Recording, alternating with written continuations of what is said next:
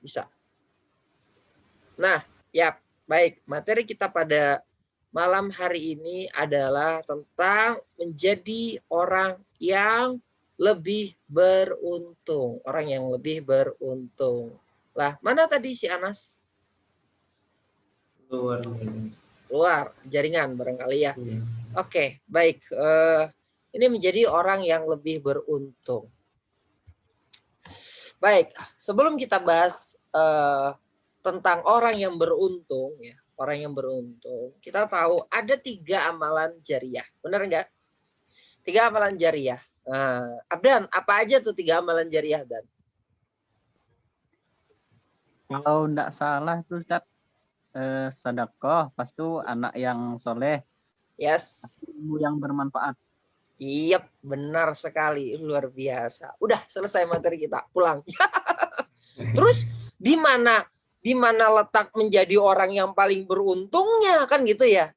Di mana letak orang yang beruntungnya? Oke, ini kita tahu 3 amalan jariah.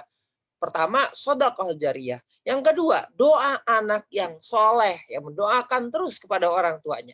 Yang ketiga adalah ilmu yang bermanfaat. Udah, so what dengan 3 ini? Terus apa dengan 3 ini? Nah, kan gitu. Oke. Kita tahu bahwa kita punya keterbatasan waktu, kita punya keterbatasan tenaga, kita juga punya keterbatasan biaya yang kita gunakan. Mana yang akan kita pilih untuk menjadi andalan dari 3 pahala tadi?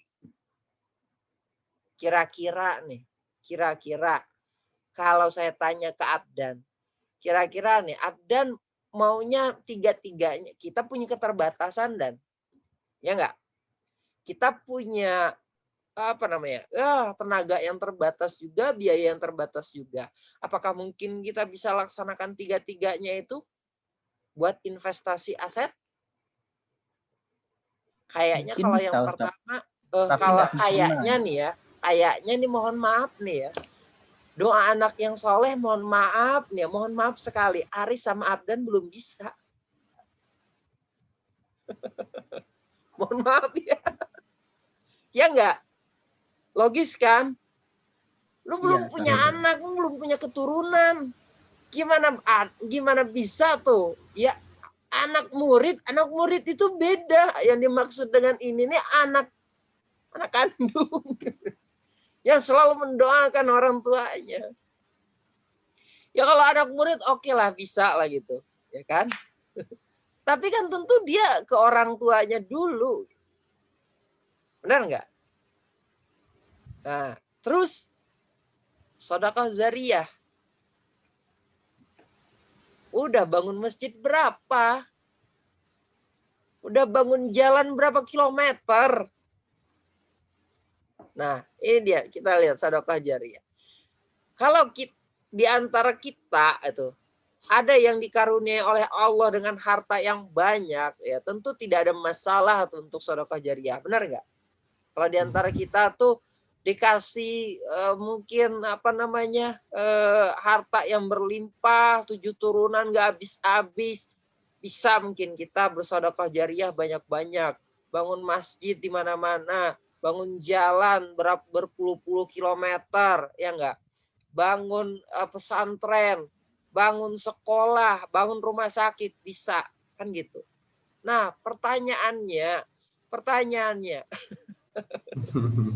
ya bagaimana kalau kita yang punya dompet pas-pasan, coba? Bisa nggak kayak gitu?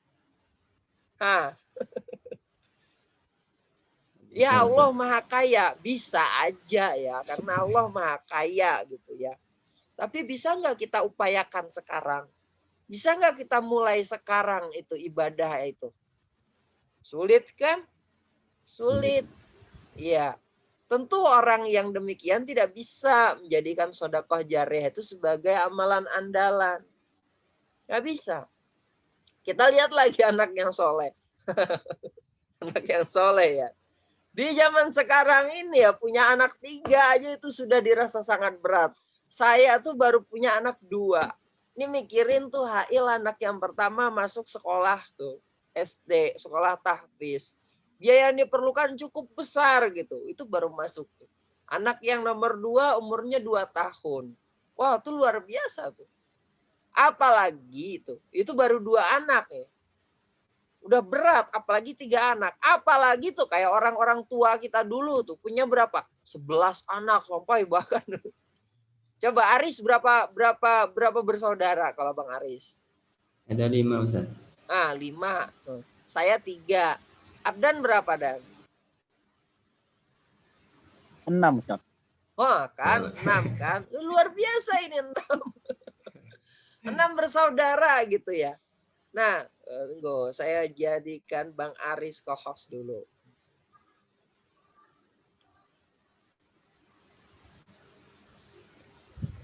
Nah, 6 bersaudara, itu luar biasa tuh. Bang Anas berapa bersaudara, Bang Anas?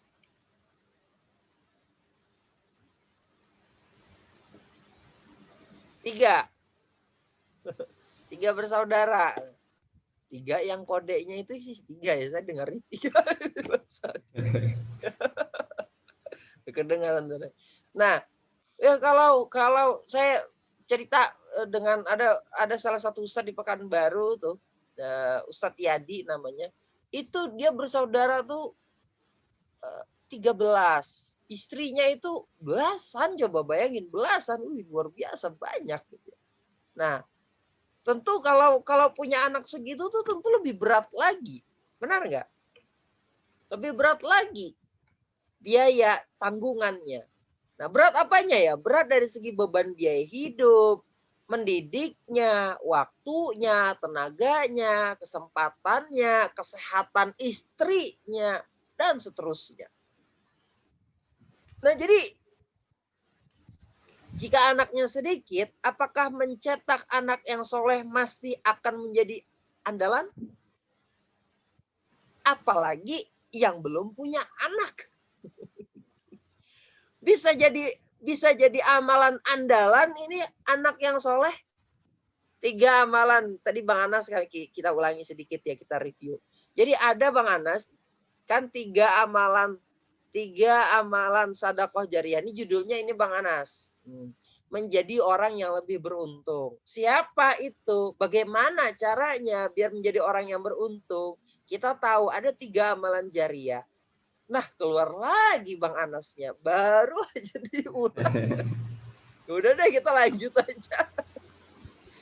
Oke, nanti untung saya record nih, nanti Bang Anas mungkin nanti bisa lihat tonton videonya. Oke. Nah, tentu saja ini masih kurang. Nggak bisa jadi anak yang soleh ini kita jadikan amalan andalan. Tinggal satu lagi. Ilmu yang bermanfaat. Ilmu yang bermanfaat ini apa? Ilmu yang bermanfaat, yang didakwahkan dan diajarkan kepada orang lain, kemudian ilmu tersebut diamalkan oleh orang yang diajari, maka pahalanya akan terus mengalir kepada orang yang mengajarkannya. Itu yang dikatakan ilmu yang bermanfaat. Jadi semakin banyak yang didakwahi, semakin banyak yang diajari, semakin banyak orang yang mendapatkan pengetahuan dari pengajaran kita, semakin banyak orang yang mengikuti gitu, semakin banyak pula aliran pahala yang diperolehnya, walaupun orang tersebut sudah meninggal. Nah, kalau gitu bisa nggak kita lakukan sekarang? Bisa kan? Bisa nggak? Insya Allah bisa. Ya bisa gitu. Nah, tenaga, waktu, dan biaya yang dikeluarkan untuk menyampaikan ilmu. Nih, biayanya. Oke. Berapa banyak tenaga dan waktu dan biaya yang harus dikeluarkan untuk bisa menyampaikan ilmu, mendakwahkan orang, mengajak orang untuk mengamalkan sebuah ilmu tertentu dalam Islam? Berapa banyak? Berapa tenaga yang harus dibandingkan amalan pertama, yaitu apa? Amalan pertama, sedekah jariah. Amalan kedua apa? Anak yang soleh. Maka amalan ketiga inilah amalan yang paling murah meriah. Benar nggak?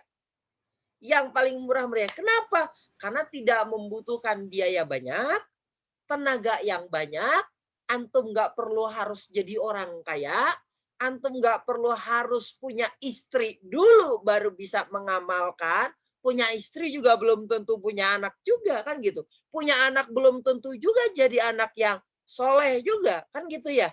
Nah, artinya apa? Artinya amalan ketiga inilah amalan yang bisa dilakukan sekarang oleh antum. Kapanpun. Dan waktunya banyak. Setiap waktu, setiap saat, kapan saja antum bisa laksanakan. Dakwah, mengajar, bisa nggak? Kan nggak mesti harus statusnya menikah kan? Kan nggak mesti statusnya harus punya anak kan? Kan nggak mesti harus statusnya jadi orang kaya, saudagar, bisa bangun 10 masjid kan? Adil nggak Allah itu? Adil. Dia kasih peluang kepada semua umatnya. Semua hambanya. Untuk apa? Untuk bisa menjadi orang yang paling beruntung. Artinya apa? Setiap waktu, setiap saat kita dapat melakukan amalan ketiga. Yaitu apa? Mengajarkan ilmu yang bermanfaat. Setiap bertemu orang, kita dapat berdakwah. Kita dapat menyampaikan ilmu. Kita juga dapat mengajarkan tentang Islam. Tidak harus jadi ustadz mengajarkan orang itu. Abdan SMA-nya jurusan kuliah jurusan apa Abdan? PMT, Ustaz. PMP. PMT. PMT. Wah, pendidikan Matematika. matematika. Ya, Ustaz. Wih, pendidikan matematika terbiah berarti ya. Iya, tarbiyah. Hebat ini. Ini juniornya Ustadz Muhaimin. Juniornya Ustadz Sumaan Ibnu Hajar ini. Beda, saya tuh sains. Sains dan teknologi. Matematika juga, tapi di FST. Semester berapa, Abdan? Baru, Ustaz. Baru semester 2. Iya. Inilah mahasiswa yang nggak pernah ke kampus.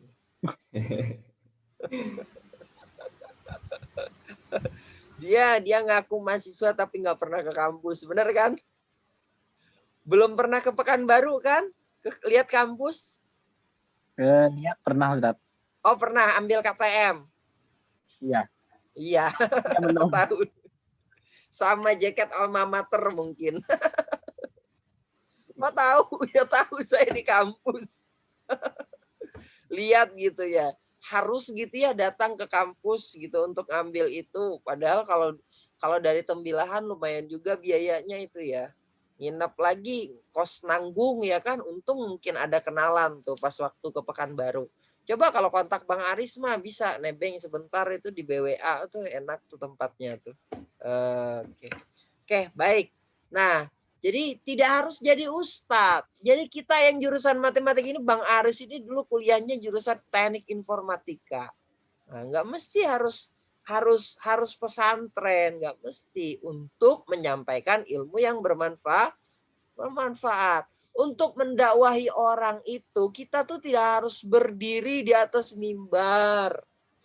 Kita juga nggak mesti harus berceramah di hadapan ribuan jamaah pengajian. Nggak mesti. Untuk dapat berdakwah, kita tidak harus bergelar ustadz terlebih dahulu. Enggak. Dan untuk menyampaikan Islam, kita tidak harus bergelar hafiz. Kita tidak harus bergelar LC, MA. Dulu MAG, SAG, sarjana angguk-angguk gitu ya. Nah, atau hafal Al-Quran, enggak. Untuk berdakwah itu kita dapat melakukan di mana saja, kapan saja, kepada siapa saja. Enak enggak? Enak gitu. Bang Abdan, Di kampungnya itu ya, walaupun di kampung nih bahasanya ya, saya baru dengar tuh nama kampungnya itu, serius. Di mana tadi Bang Abdan? Tuasan. Siapa? Apa? Tuasan. Tuasan. Ya, serius ini. Ini walaupun Riz, aku nih orang Tembilahan ya, baru dengar tuh kampung Tuasan Pelosok itu. Ustaz. Hah? Pelosok Ustaz, jauh. Iya, tapi ya di pelosok-pelosok Teluk Blengkong itu pelosok lagi tuh, tahu tuh saya tuh Teluk Blengkong itu. Iya. Tuh Teluk Blengkong tuh jauh lagi kan. Ada tuh sahabat kita tuh namanya Yustriawan. Pendidikan matematika juga, senior Abdan tuh nanti itu. Dia. Kalau melanjut kuliahnya nih, nggak tahu nih, dia mandek nih kuliahnya nih. Nah, dia Teluk Blengkong. Susah sinyalnya situ dan kuliahnya dia di kampung, tinggalnya di situ karena sekarang daring, susah kuliahnya, banyak ketinggalan. Ujian kemarin tuh semester lalu nggak ikut dia. Nah tuh, ya alhamdulillah Abdan nih lancar nih apa jaringannya. Kalah pula Sumatera Utara tuh si Anas. Iya, malu-maluin Sumatera Utara ini Anas nih, keluar masuk ini. Nah, kapan saja. Nah, di Kampung Tuasan itu ada orang nggak Bang Abdan? Selain Bang Banyak Abdan? Ustaz. Gak mungkin lah, saya sendiri emang Tarzan gitu ya. Banyak kan artinya. Nah, artinya ketika kita jumpa orang, siapa aja bisa kita jadikan wasilah untuk kita melaksanakan dakwah, sasaran untuk dakwah. Lah kalau misalkan dia ngerti juga sama Islam, dia lebih hebat daripada kita, salah nggak? Ya nggak salah gitu. Kenapa? Nah, karena sampaikan walau satu ayat. Walau satu ayat ini kepada orang yang udah ngerti ayat itu juga nggak masalah. Kenapa? Itu bisa jadi kita dalam wujud saling mengingatkan, mengevaluasi, mengingatkan, kaji ulang lagi. Walaupun dia sudah tahu, kan gitu. Artinya apa? Sekalipun mungkin di lingkungan kita itu semuanya para hafiz, para kiai, para ustadz, memang hilang sasaran kita dalam berdakwah. Tidak, ya para kiai itu, para apa? Kenapa? Bisa jadi saling menasehati, saling mengingatkan. Itu juga dakwah, kan gitu. Apalagi banyak orang awam. Ada anak-anak di situ, ada emak-emak di situ, ada abang-abang di situ yang suka nongkrong-nongkrong di pinggir jalan sambil kita gitaran larut malam, kan gitu ya.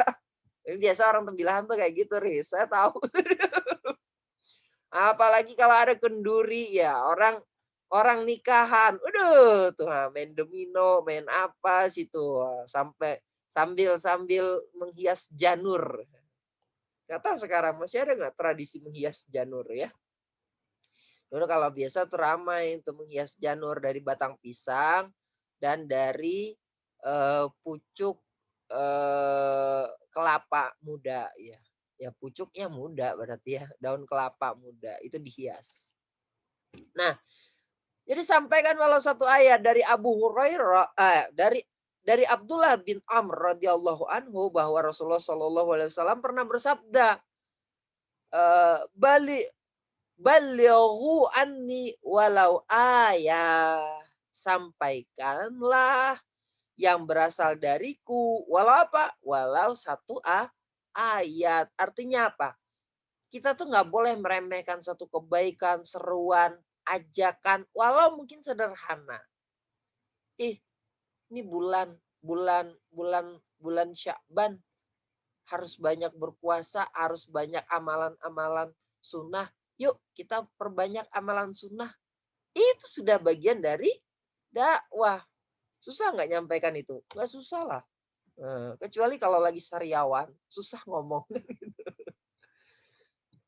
Nah, semakin rajin, semakin banyak. Semakin rajin kita mendakwahi orang, di mana saja dan kapan saja kita menyampaikan Islam, maka akan ada banyak pahala jariah yang akan terus mengalir kepada kita. Amalan jariah ini luar biasa nih Bang Abdan. Jadi nggak mesti harus kalau orang sales itu ya nggak mesti harus dia nawarkan barang, dia dapat untung kalau yang ditawarkan beli, ya enggak? Iya. Ya kan? Nah, kalau dakwah ini enggak gitu, Bang Afdan. Dia dapat untung, kita dapat pahala, enggak mesti harus orang tuh ngikut ajakan kita, jadi soleh, jadi taat, enggak mesti. Kita sampaikan aja kita udah dapat pahala, Bang Afdan. Kita sampaikan aja kita udah dapat pahala gitu. Apalagi kalau dia mau ngikutin apa ajakan kita. Nah, apalagi nih jika yang mendengar dan yang ngikutin ajakan kita itu sudah ribuan, bahkan jutaan, maka kita tidak bisa membayangkan tuh berapa banyak lagi pahala-pahala yang akan mengalir dan terus mengalir kepada kita. Masya Allah, luar biasa kan? Ini kayak multi level pahala, Bang Afdan. Nah, kehebatan pahala jariah tuh. Amalan alternatif ketiga ini di atas nih. Ya, alternatif ketiga tuh di atas. Ternyata masih belum seberapa. Kenapa? Karena masih ada yang lebih dahsyat dan lebih banyak. Lebih melimpah. Apa itu? Jika pahala yang diperoleh itu hanya didapatkan dari dari orang-orang yang mengikuti ajakan kita secara langsung, level 1 atau tingkatan 1, maka sesungguhnya itu masih belum seberapa. Coba bayangkan kalau yang level 1 ini dia dakwah lagi, dia nyampaikan lagi 1, 2, 3, 4, 5, ada 5 orang. Ini nyampaikan lagi, terus ini kita juga dapat pahala. Hebat kan? Artinya apa? Artinya terus berjenjang gini. Ketika ini menyampaikan dakwah, lalu terrekrut 2 orang, jadi soleh 2 orang ini ikut seruannya, yang ini juga dapat pahala. Dia nggak ngapa-ngapain, dia dapat pahala. Kenapa? Karena dari dia jadi soleh. Karena dari dia ini, dia jadi soleh. Maka ini juga akan dapat pahala yang sama tanpa mengurangi pahala orang-orang ini. Asik nggak? Wih, ini luar biasa nih project nih. Tapi nih Bang Afdan ya, jangan kasih tahu siapa-siapa. Ini cukup kita bertiga aja. Ya, ini coba nih Bang Afdan nih orang matematika nih. Ini hitung-hitungannya rasional kan? Tapi ini jalan singkat dapetin pahala banyak tuh gini nih. Jadi sebenarnya Bang Afdan ya, saya mau cerita nih sama Bang Aris nih. Nggak enak nih, Bang Aris ini bukan orang matematika tuh. Tapi nggak apa-apa lah ya, kita buka rahasia ya. Bang Afdan tahu nggak ya, sebenarnya orang matematika itu malas. Risu jangan kasih tahu siapa-siapa ya, kalau aneh malas. Iya, orang matematika itu malas. Apa buktinya? Dia selalu menyederhanakan persoalan. Ya kan? Jadi persamaan yang kayak di belakang ini nih banyak itu disederhanakan. Kenapa? Karena sejatinya dia malas mengerjakan yang rumit-rumit gitu. Jadi suka menyederhanakan. Salah itu Ustaz konsepnya. Oh salah ya. Itu menyederhanakan biar lebih mudah kan. Ya kan? Dalam Islam kan tidak boleh membuat rumit gitu, ya. Ustaz. Ya membuat rumit ya. Oke. Jadi menyederhanakan biar orang lebih mudah gitu ya. Iya. Iya, sejatinya dia nggak mau menyelesaikan yang rumit-rumit sih. Makanya dia buat rumusan-rumusan yang lebih sederhana. Ya, terciptanya integral itu kan karena orang matematika nggak mau menghitung repot-repot menghitung luasan yang tidak rata. Makanya diciptakan integral. Ya enggak? Diciptakannya logaritma, dia nggak mau menghitung persamaan-persamaan yang rumit dengan angka-angka yang 0 itu. Maka diciptakan tabel logaritma. Kalau sekarang nggak ada lagi tabel logaritma. Salah persepsinya ya. Gitu. Nggak terima, maaf. Dan kurang tepat Ustaz. Nggak salah. Iya. Betul. Iya. Oke. Nah, tapi intinya balik lagi ke pahala ya. Balik lagi ke pahala, intinya kita tuh berpikir ya, kita hidup tuh terbatas, benar nggak? Hidup tuh nggak lama. Pengen masuk surga nggak? Mau nggak mau ente harus masuk surga. Kenapa? Karena kita nggak akan sanggup tinggal di neraka. Masuk surga itu bukan pilihan suka atau tidak. Kenapa? Karena kita tidak akan sanggup masuk neraka. Terlebih lagi nikmat surga itu kalau digambarkan pasti kita ingin mau lah masuk surga. Sedang orang aja berebut ngejar dunia. Dunia yang secuil sedikit. Kalau digambarkan oleh Rasul itu nikmat dunia tuh celupkan atau tangan ke laut, angkat, netes. Netes itulah dunia. Akhirat itu apa? Itu air seluas samudra itu tuh akhirat. Tuh bayangkan nikmat dunia itu setetes dari samudra yang luas. Sedangkan setetes itu aja orang mati-matian gitu loh mengejarnya. Lah kenapa enggak akhirat yang luas itu yang dikejar? Nah pertanyaannya, kita hidup berapa lama? Mungkinkah kita masuk surga? Dengan amalan apa kita layak masuk surga? Tiap malamkah kita sholat tahajud? Tiap Senin Kamis kah kita puasa? Sudah berapa banyak yang kita infakkan, kita sedekahkan? Sudah berapa besar pengorbanan untuk agama ini kita berikan? Kan belum ada apa-apanya. Belum ada. Terus ketika mati mau masuk surga. Kata Cak Lontong, mikir. Iya enggak? Maka nih kita harus berpikir ya, kita terima itu saran Cak Lontong, mikir. Oke, saya mikir gimana caranya nih, caranya kita buat aturan kayak gini. Ini Abdan ini bisa jadi agen dakwah di kampungnya. Ketika di kampungnya itu jadi soleh semua, pahala satu kampung itu Bang Abdan dapat. Asik nggak? Ngajak orang sholat jamaah contohnya. Ini ngajak orang sholat jamaah nih, ada teman-teman yang suka main gitaran tuh di pinggir jalan tuh, digigit agas, dimakan nyamuk itu tuh suka aja tuh main gitar-gitar di pinggir jalan itu ya. Tapi nggak tahu di kampung Bang Abdan ya gitu atau tidak. Dulu kalau kampung saya di Kuala Eno di Kecamatan Tanah Merah itu tuh kayak gitu tuh. Di Simpang 4 tuh orang lalu lalang dia main gitar.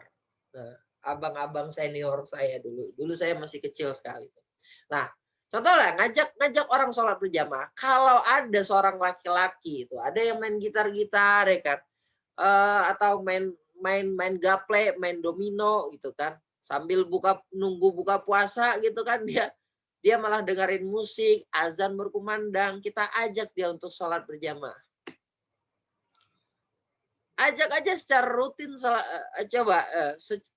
yang kita ajak dia sholat berjamaah. Kalau misalkan ada seorang laki-laki mengerjakan sholat fardu berjamaah secara rutin selama 30 tahun, maka dia akan memperoleh pahala sebanyak 27 karena satu kali sholat berjamaah kan 27 tuh.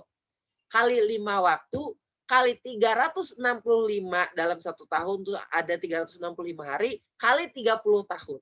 Maka dia dapat pahala berapa? 1.478.250. Itu kalau dia sendiri. Coba bayangkan nih, Bang Abdan, ini kita orang matematika nih, kita hitung nih. Ya kan?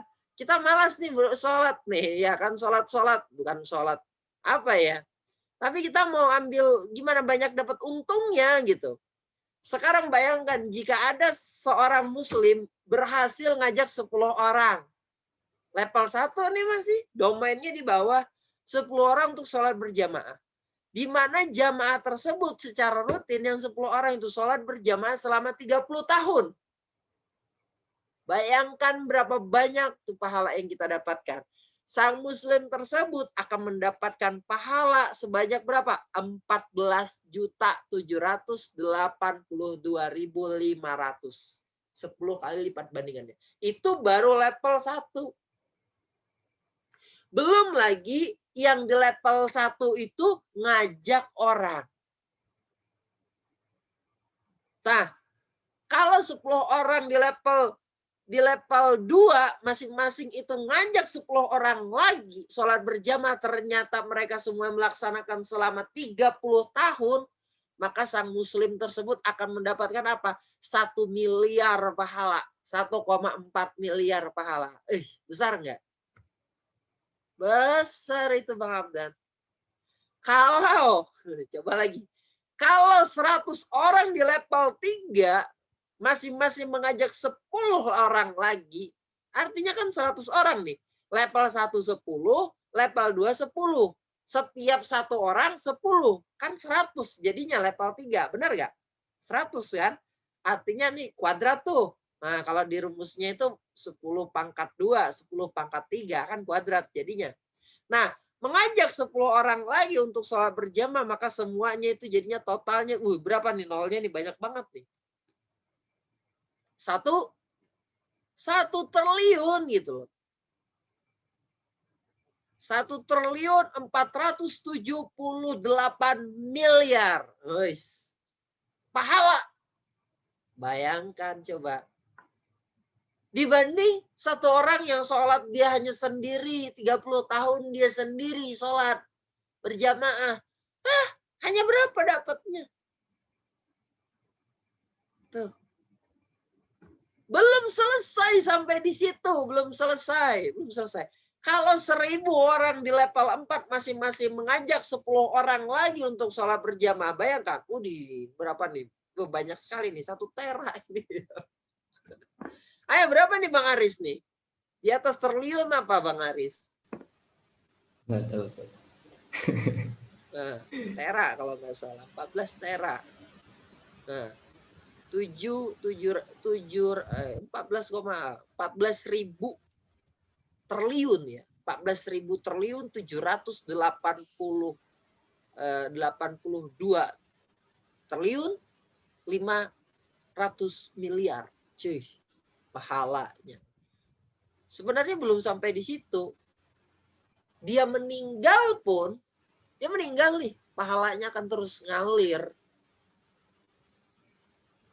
Jadi tidak stop di 30 tahun. Tidak stop hanya di 30 tahun dia. Dia meninggal pun terus orang-orang tadi mengerjakan sholat berjamaah, dia akan terus dapat pahala. Nah, tidak hanya sholat.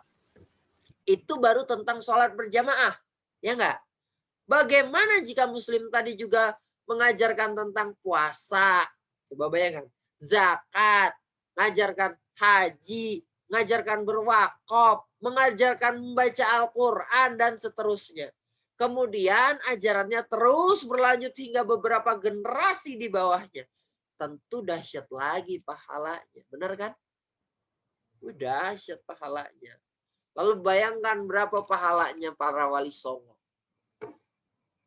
Para ulama-ulama yang telah menyampaikan Islam ke Nusantara ini. Sehingga kita, orang tua kita, nenek kita, kakek buyut kita masuk Islam karena kiprah beliau. Karena jasa-jasa mereka yang mendakwahkan Islam sampai ke bumi Nusantara ini hingga sampai kepada kita sekarang ini. Kira-kira tuh kalau nggak ada para pendakwah, kalau nggak ada peran wali songo, kalau nggak ada para dai-dai yang diutus ke Nusantara, sampai nggak Islam ke kampung Abdan? Sampai nggak Islam ke kampung Bang Aris? Nggak sampai. Kita mungkin masih nyembah pohon besar, masih nyembah pohon beringin mungkin. Masih nyembah, masih ngasih nabur sesajian ke laut mungkin. Ya enggak? Tapi berkat jasa beliau, kita masuk Islam. Kita tahu bagaimana cara bersuci. Kita tahu bagaimana cara sholat. Kita tahu bagaimana kita berpuasa. Kita berzakat. Kita naik haji. Karena ajaran beliau.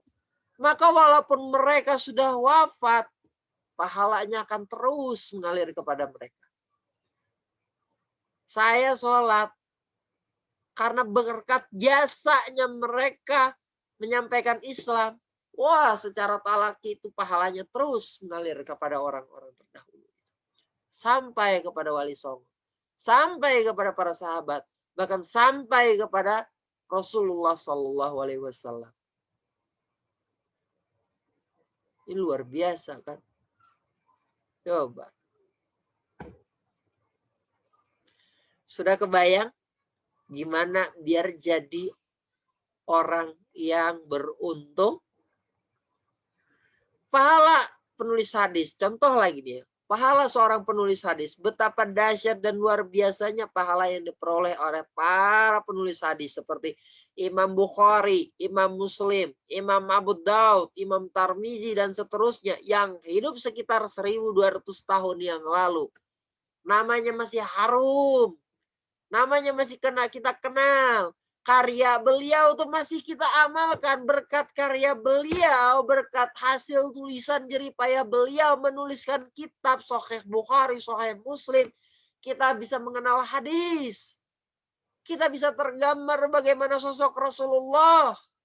Kita bisa tahu bagaimana cara bersuci, cara sholatnya Rasulullah berkat hadis yang mereka tuliskan. Coba bayangkan.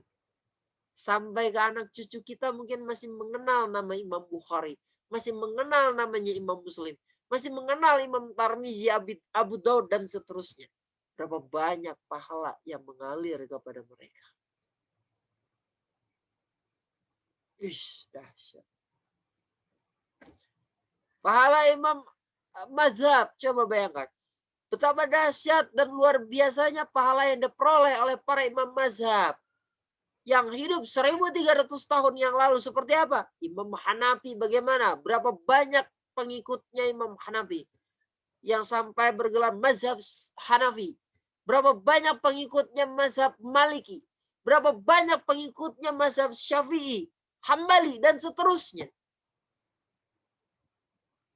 Di mana mereka tidak hanya mengajarkan hadis tapi juga telah menyusun kitab-kitab fikih yang cakupannya luas sekali.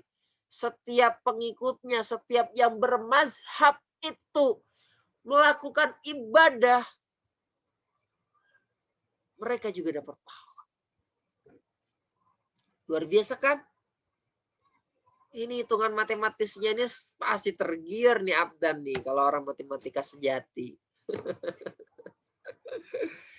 Bagaimana pahala para sahabat? Luar biasa lagi betapa dahsyat dan luar biasanya pahala yang diperoleh sahabat Rasulullah SAW yang hidup 1400 tahun yang lalu, di mana mereka adalah generasi yang paling awal mendakwahkan Islam. Yang generasi paling awal mengajarkan Islam hingga Islam tersebar ke seluruh penjuru dunia. Masya Allah.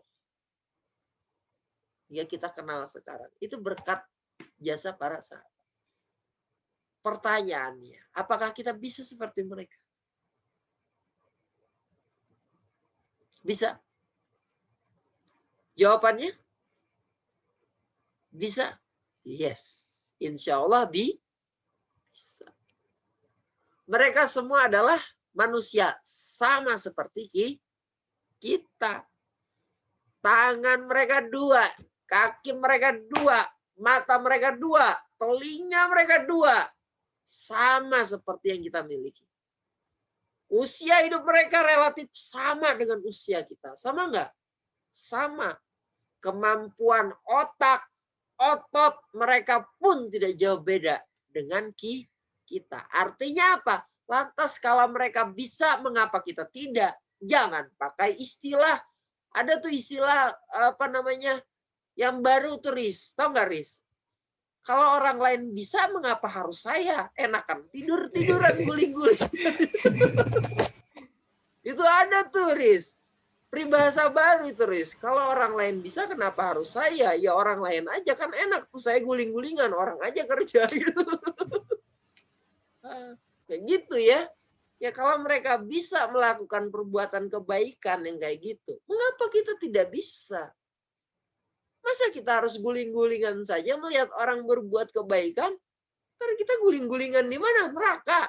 Ya kalau yang mereka guling-gulingan di depan-depannya surga, kita guling-gulingan di mana? Mungkinkah gitu? Kalau mereka sukses, mengapa kita tidak bisa sukses? Kalau mereka hebat, mengapa kita tidak bisa hebat? Kalau mereka bisa mendapatkan pahala yang berlimpah, mengapa kita tidak? Bahkan apa yang salah dalam diri kita? Tentu tidak ada yang salah. Betul? Oke. Mau dan sungguh-sungguh, persoalannya cuma satu. Mereka mau, tapi kita belum mau. Betul nggak? Jika kita mau, kemudian bersungguh-sungguh untuk mewujudkannya, insya Allah bisa. Ya kan? Kenapa nggak mungkin? Benar nggak? Dakwah dan mengaji. Ya, kita telah diberi kemampuan dan kesempatan yang relatif sama dengan mereka. Tinggal mau kita manfaatkan atau tidak. Kita tinggal melangkahkan kaki kita untuk berdakwah, dan terus berdakwah. Agar kita memiliki amunisi untuk berdakwah, konsekuensinya harus ngaji abdan. Kalau nggak ngaji, apa yang mau disampaikan? Benar nggak? Makanya ini salah satu wasilah kita untuk berdakwah, untuk memperkaya diri, untuk memperkaya sakopah dan kemampuan pemahaman kita tentang keislaman, ya makanya kita ngaji. Sebelum nyuruh orang ngaji, sebelum kita ngajarin orang ngaji, ya kita dulu ngaji. Benar kan? Sebelum ngajak orang ngaji, kita dulu istiqomah ngaji. Udah kita 1-2 kali ngaji, baru ajak orang, ayo kita ikut ngaji. Gitu. Ini kayak malam ini. Malam ini kita bertiga. Minggu depan nggak boleh bertiga lagi. Rugi kita bertiga. Rugi yang kenapa? Kita udah dapat ilmunya. Ya nggak gitu. Kita udah dapat tipsnya gitu. Biar dapat pahala. Masa sih kita dapat pahala cuma 3 gitu ya. Coba kalau Abdan ngajak temannya. Bang Aris ngajak temannya. Saya nanti ngajak temannya. Masing-masing kita aja 1 ngajak. Jadi sekarang 6 orang. Kita dapatkan pahala tambahan lagi 3. Ya enggak? Saya dapat 1 pahalanya dari yang diajak Bang Abdan 1. Yang diajak Bang Aris 1. Jadi total kita masing-masing dapat 4. Asik enggak? Itu kalau kita ngajak 1 loh. Minggu depan, yang 1 orang yang kita ajak ini ngajak lagi. Itu baru cuman ikut ngaji. Belum lagi ketika dia mengamalkan apa yang dipelajari saat ngaji. Kalau misalkan yang diajarkan tentang adab saat ngaji, dia berbuat adab yang baik, dia berperilaku yang baik, wah kita juga dapat pahala. Asik nggak? Susah nggak dakwah? Enggak kan? Maka yang pertama harus ngaji. Maka kita tinggal ngaji. Antum tuh tinggal ngaji. Saya mau ngomong. Tapi nggak apa-apa. Menyampaikan ini juga bagian dari ngaji. Iya, bagian dari ngaji. Mengaji, dan terus mengaji. Siap Bang Aris untuk ngaji? Siap. Siap Bang Abdan untuk terus ngaji? Insya Allah, Ustaz. Insya Allah. Istiqomah ya. Kita walaupun bertiga. Doakan ya, Ustaz. Amin. Insya Allah. Saya doakan Bang Abdan terus. Ya kan? Apalagi nih ya. Sense kita sama. Sama-sama orang tembilahan. Ente jangan buat malu orang tembilahan. Atuh. Ada Bang Aris. Ini dengar. Oi. Ya. Jadi bukan apa sih, tapi ya harus gitu ya. Jadi tembilan itu kita harus jadikan, wah walaupun semangat tembilan itu luar biasa tuh, kalau tentang agama tuh bagus ya kalau tembilan. Cuman harus ada yang sedikit-sedikit di bengkok tuh harus kita luruskan. Disitulah peran kita Bang Abda.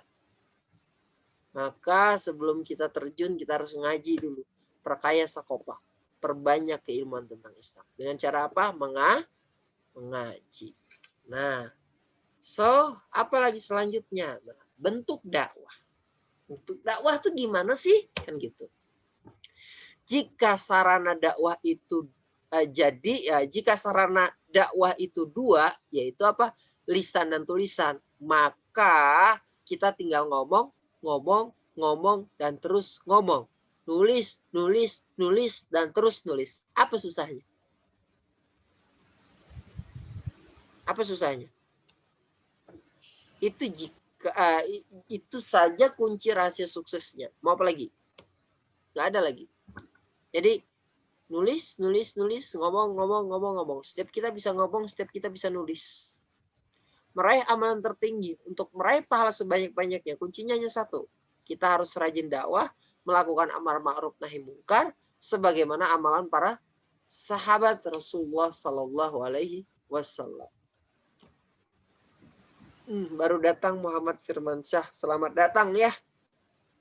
Nah, apakah semua itu cukup? Ternyata bagi kita belum cukup. Belum cukup hanya sekedar ngomong, Bang Abdan. Belum cukup hanya sekedar nulis. Belum cukup. Dalam waktu hidup yang amat sangat sebentar ini, kita harus melakukan amalan yang lebih luar biasa lagi. Ada. Amalan apa itu? Tahu amalan apa? Jawabannya adalah amalan dakwah. Tapi amalan dakwah ini adalah amalan dakwah yang sangat spesial. Ayo kira-kira apa?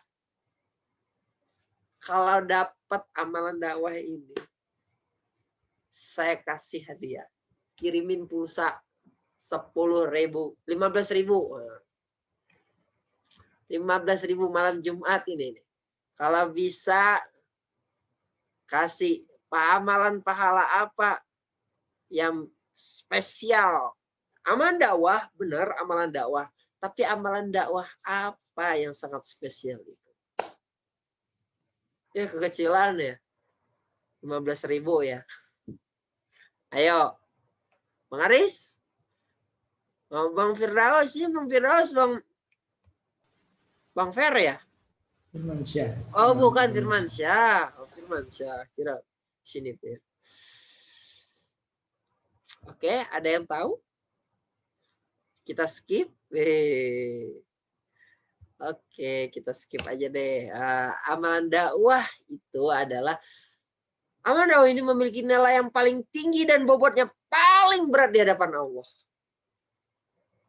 Jadi di antara amalan-amalan dakwah, ternyata ada amalan dakwah yang bobotnya paling berat, paling tinggi. Apa tuh?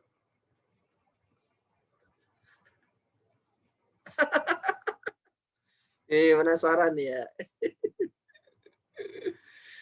Kirimin sekarang tuh kalau dapat tuh 15.000-nya. Ya lumayan lah, bisa nelepon. Bisa beli paket nambah-nambah. Gak ada. Apa tuh Abdan? Firmansyah boleh jawab deh, walaupun baru datang.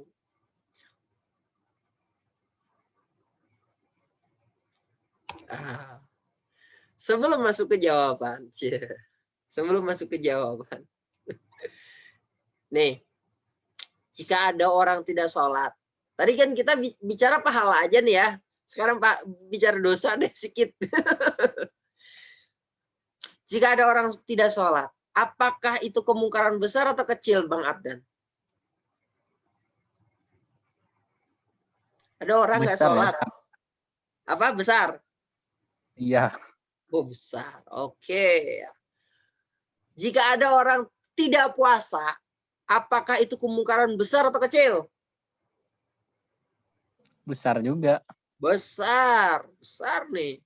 Jika ada orang yang tidak membayar zakat, apakah kemungkaran besar atau kecil? Nggak bayar zakat. Besar, Ustaz. Besar. Jika ada orang yang mengambil riba, melakukan perzinahan, membunuh, melakukan kesyirikan, kekufuran, apakah itu kemungkaran besar atau kecil? Besar. Besar. Oke. Kemungkaran yang besar. Jika jawabannya adalah besar, besar, besar, besar, dan besar, maka jawaban tersebut iya benar. Memang kemungkaran besar. Orang nggak sholat itu kemungkaran besar. Sendiri, iya kan dosa-dosa dia. Jangan salah, itu kemungkaran besar loh. Ada orang nggak puasa, dia sendiri nggak puasa. Dia sendiri nggak puasa Ramadan. Itu merupakan kemungkaran besar. Ada orang berzina, kemungkaran besar. Makan riba, itu juga kemungkaran besar. Tapi ternyata ada kemungkaran yang lebih besar lagi. Waduh. Pengen ini ya, ternyata ada lagi dari itu. Apa itu? Kemungkaran para penguasa. Kemungkaran yang paling besar itu adalah kemungkaran yang dilakukan oleh penguasa. Tahu kenapa? Karena dengan kebijakan yang ditetapkan oleh penguasa, rakyat satu negara itu bisa tidak sholat semua. Rakyat satu negara itu bisa tidak puasa semua. Rakyat satu negara itu bisa tidak bayar zakat semua. Rakyat satu negara itu bisa memakan riba semua. Rakyat satu negara itu bisa melakukan kesyirikan semua. Bahkan rakyat satu negara itu bisa melakukan kekufuran semua. Ngeri nggak? Hanya dengan lisan penguasa. Hanya dengan kebijakan penguasa. Bisa orang satu negara nggak puasa. Bisa orang satu negara makan riba. Betul kan? Bahaya kan? Bahaya. Kemungkaran yang lebih besar lagi, tahun 80 atau 90-an Indonesia pernah disurvei berapa jumlah umat Islam di Indonesia yang sholat. Hasilnya ternyata sangat mengejutkan, yaitu hanya 15%-nya saja yang sholat. Sisanya apa? Sisanya 85% tidak sholat. Kenapa bisa gitu? Tahu kenapa? Tahun 80-90 Bang Abdan belum lahir. Kalau gitu saya kasih tahu. Karena hukum sholat di Indonesia adalah mubah, Bang Abdan. Jika mau sholat silakan. Jika mau tidak sholat juga boleh. Apa buktinya? Sekarang sampai sekarang aturan itu tetap sama. Hukum sholat di Indonesia itu hukumnya mubah. Sholat silakan, nggak sholat silahkan. Buktinya apa? Buktinya di negeri ini orang yang tidak sholat tidak dihukum oleh negara. Betul nggak? Nggak ada dihukum kan? Artinya boleh kan nggak sholat? Yang sholat juga boleh. Maka kalau orang nggak sholat itu tidak dianggap kriminal. Itu tidak dianggap kemaksiatan. Yang dianggap kriminal dalam Islam adalah orang yang pelaku maksiat. Orang tidak sholat sama dengan pelaku maksiat. Maka orang pelaku maksiat adalah kriminal. Artinya orang tidak sholat sama dengan pelaku kriminal. Karena negara tidak mewajibkan sholat, karena hukum di Indonesia itu membuat hukum sholat itu adalah mubah, maka orang mau sholat iya, mau tidak iya. Hasilnya apa? Hasilnya survei tahun 80 sampai 90-an itu hanya 15% saja orang sholat. 95%-nya tidak sholat. Siapa yang menanggung dosa itu? Penguasa.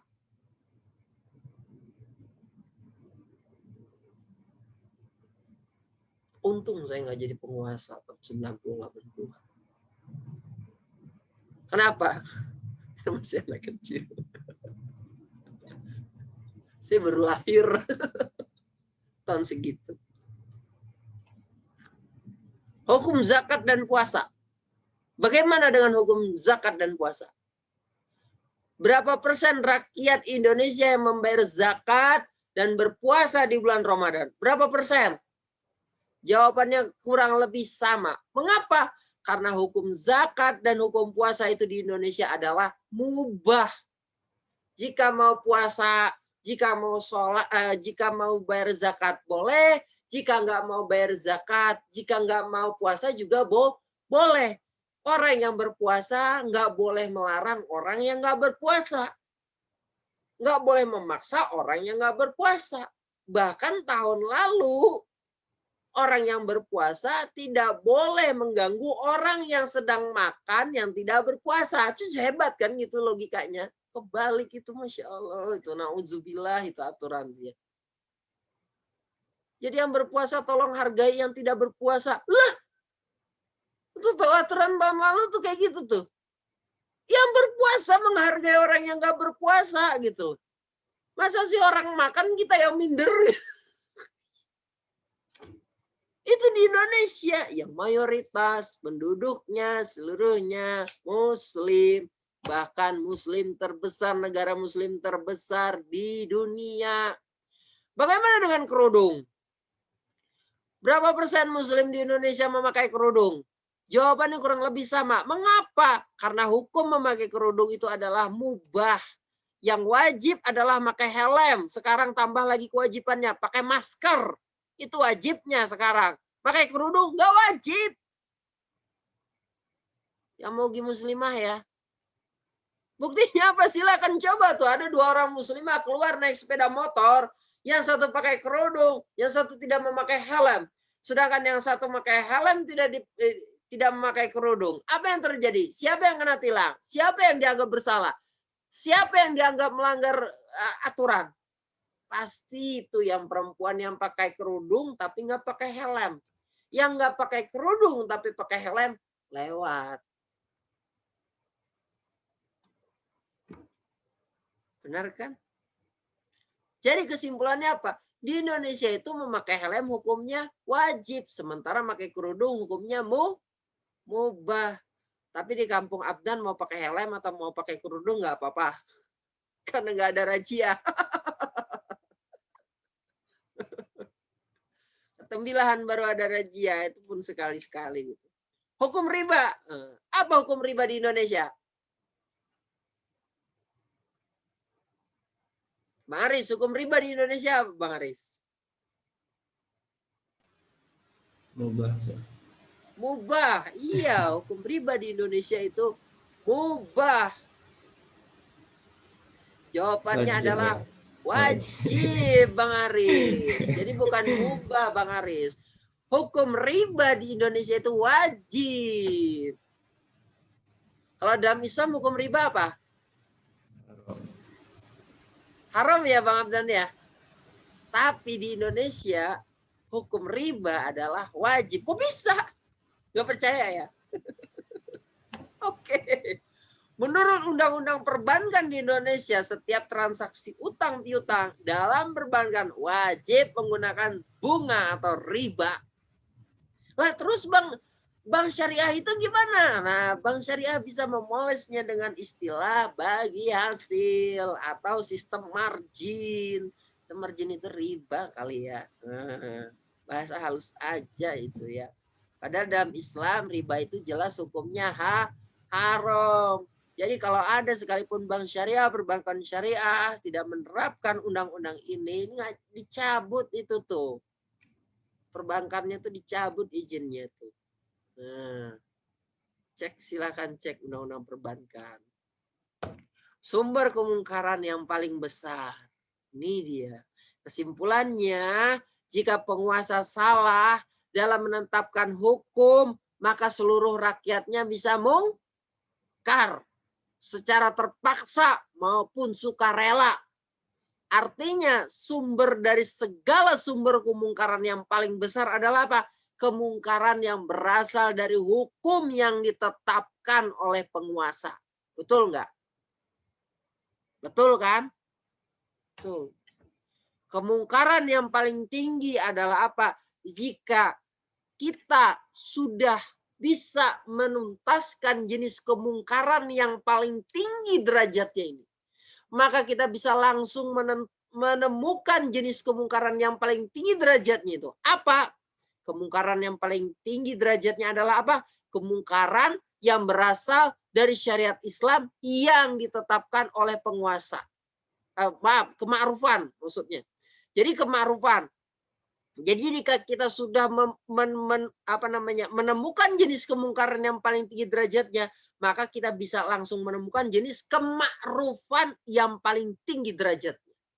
Apa itu jenis kema'rufan yang paling tinggi derajatnya? Kema'rufan yang berasal dari syariat Islam yang ditetapkan oleh penguasa. Kenapa? Karena bisa menyebabkan seluruh rakyatnya ma'ruf secara sukarela maupun terpaksa. Benar nggak logikanya gitu, Bang Abdan? Kita kalau belajar logika matematika kan kayak gitu. Kalau kita sudah menemukan kemungkaran yang paling tinggi derajatnya, karena kemungkaran yang paling tinggi derajatnya itu bisa menyebabkan seluruh rakyatnya menjadi mungkar secara sukarela maupun tidak, artinya apa? Artinya kita juga bisa langsung menemukan jawabannya. Apa itu? Menemukan jawaban dari jenis kema'rufan yang paling tinggi derajatnya. Apa itu kema'rufan yang paling tinggi derajatnya? Kema'rufan yang paling tinggi derajatnya adalah apa?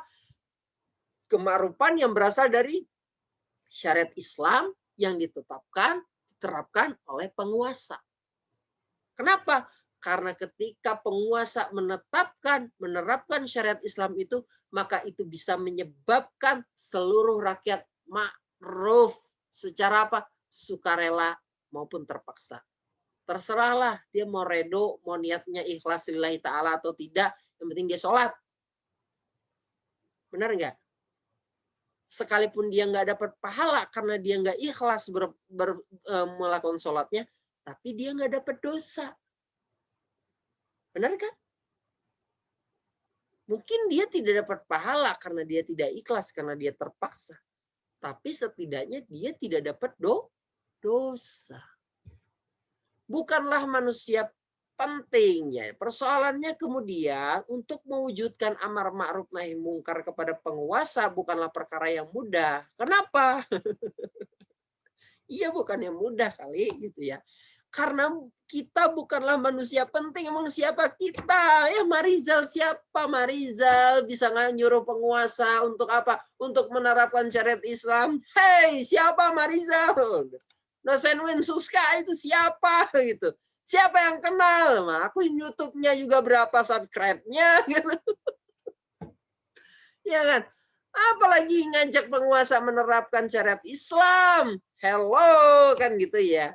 Maka bagaimana sikap kita agar tetap bisa melakukan amar ma'ruf nahi mungkar kepada penguasa? Walaupun kita sebagai orang-orang yang biasa saja, dari kampung, dari Tembilahan, dari Gaung Anaserka, ini Bang Aris lagi dari apa namanya Medan gitu. Siapa Bang Aris gitu kan? Nah, lalu bagaimana caranya? Ntar ya.